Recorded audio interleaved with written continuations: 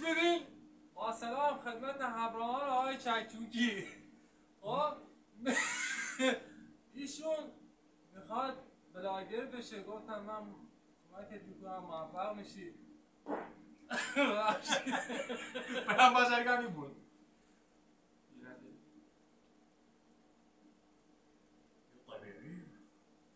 همین ها گاه بخور آزد رو بیشتریم کس شد.